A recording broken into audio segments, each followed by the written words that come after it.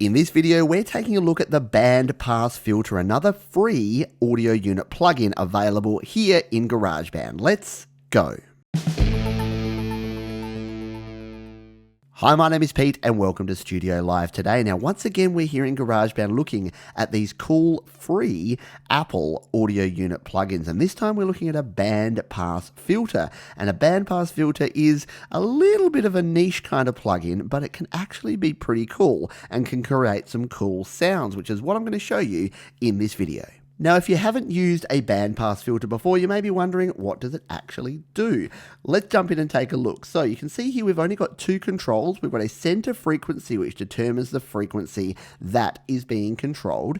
And then we have a bandwidth slider here. So let's say we put our frequency around 10,000 hertz. We can then decide how much bandwidth we want. So the lower the bandwidth, the less amount of actual sound you're going to hear, because what it's doing is it's cutting off all of the low and all of the high either side of this. So it's only allowing 100 cents, this little tiny little range here. The further we move this up, the more range it's allowing. It's still cutting off a little bit of the top and the bottom. But what we can do is we can set the center frequency to be very low and then very low here, which means we're only hearing a small slice of the low end. Or we can bring this up to the top, and we're now only hearing a small slice of the top end. Now, it's much easier to show you this by using it in a demonstration, so let's jump in and do that now. Now, instead of showing this on a single track, I thought it would be easier to actually create a loop. So here's a loop I've created with a very cool Prismatica sound pack here in GarageBand. There's a link up the top about this pack if you haven't checked it out, but it sounds like this right now. Just a funky little beat there. What I'm going to do though is merge this down into one stereo track so we can apply this filter to the whole track. So I'm going to do that by tapping in on any of these icons and then hitting the merge button here. We're then going to select over on the left here all of the different tracks here, hit the merge button in the top right, and it's going to merge these down into one stereo track. If we hit play now, there is our sound. Now what we can do is tap on the mixer icon here in the top left to bring up our mixer options. Now maybe in the top right if you're on a smaller iPhone, you just need to drop down and go to your mixer icon. We're then going to go plugins and EQ, tap on the edit button, hit the plus button here, and then go to audio unit extensions. And this is how we add in any of these free AUV3 plugins that we have here in GarageBand. If you don't know how to get these added, there's another video linked up in the top right corner there that you can check out. But now let's hit on the BANDPASS filter, and now to actually go to our options for this, we just tap right here on the orange button, and here we are ready to set up our filter. So it's defaulted to 5,000 hertz and 600 cents. So let's just hit play and take a listen to what it has done by default. So you can hear there that it's just got a very short range. What it's done is it's cut off a whole bunch below here and a whole heap up here on the top end. It's got 5,000 hertz. It's just got a little to the left and a little to the right, and it's cut out everything else. Now, if we bring this bandwidth up, what you'll hear is it's bringing in more of the frequency range. So the higher the bandwidth goes, the more to the left and the more to the right of this center frequency we're hearing. So let's demonstrate that now.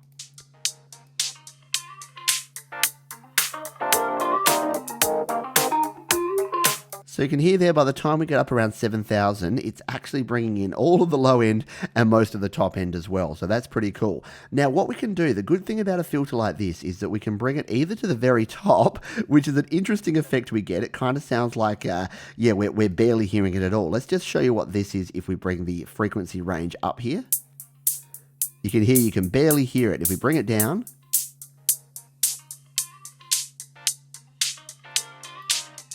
you're only hearing those top end frequencies. But of course, if we up the bandwidth,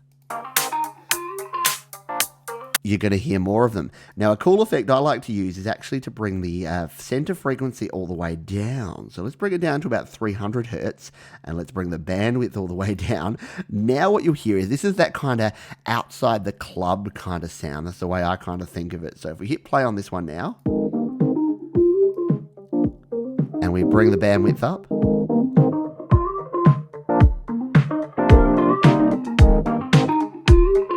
you can hear hear there that, yeah, it's really bassy because it's cutting off a whole lot of the top end, and the more bandwidth we bring in, the more of those mid-range frequencies that we're starting to hear. So that is what we can use this, but there's actually some cool things that we can do. Now, you might know that filters are good for like sweeping, so you can sweep the frequencies, you can sweep the bandwidth, and you can use some cool automation in some other digital audio workstations and with some other third-party plugins. Now, we can't do that, we can't automate with this, but there is a cool trick that I like to use with these sort of filters here in GarageBand. So let's jump in and show you that now. Now for this little trick or hack, we need to create a duplicate track. So we're going to tap right here on the icon there. We're going to go duplicate, and then we're going to tap on the waveform. We're going to tap it again. We're going to go copy. We're going to bring ourselves down here. We're going to tap, we're going to go paste. So now we've got two versions of the same track. Now, if we play these back, they're just going to be twice the volume. So you're saying, Pete, what are we doing here? Well, what we're actually doing here is we're going to go back into our icon here to go to our mixer. We're going to go back to our plugins and EQ, back to our bandpass filter. Now we're going to start by dialing this down all the way down. I might even go down to like 240 and maybe bring the bandwidth down here. Now I'll hit done on that one. I do need to solo this first. Then we'll go back to our plugin. Let's just take a listen to what this one sounds like.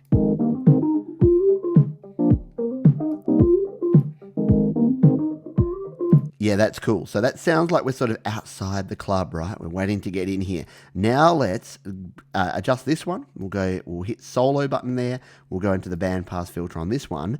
And then we can either just sort of bring it around to the mid-range. We could even sort of hype it to bring it up and make it really tinny if we wanted to. Let's just sort of bring it around the middle here. Let's see what this sounds like. That might even be a little bit too tinny. Let's sort of bring it down like this. Yeah, that'll give us a good contrast. So you can play with these and you can do what you want with them. But we'll hit done on that one.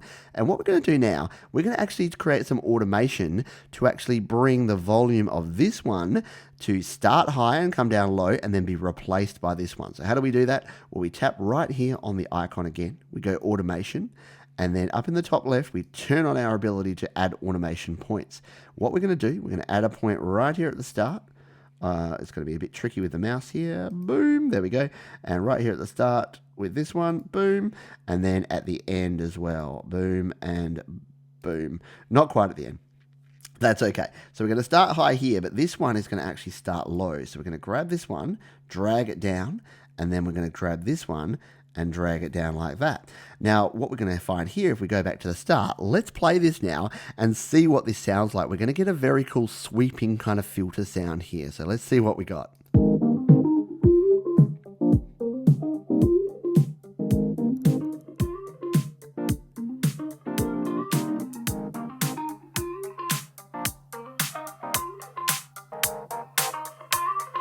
One, two, three, four. And then you could just drop it in at its regular. So you've gone from like that low frequency to like the high frequency with your bandpass. And then you could drop it in and just bring it in like at its normal frequency range after bar 8. And I think you're going to get some pretty cool sounds. So again, yes, it's a pretty niche kind of filter, the bandpass filter here, but it's another thing to put in your arsenal of different plugins, different effects that you can use here in GarageBand to get some pretty cool and unique sounds. I hope you found this interesting. There's 2 more videos linked down below that you can check out about some other plugins. You can subscribe to the channel as well, and I'll see you on the next one.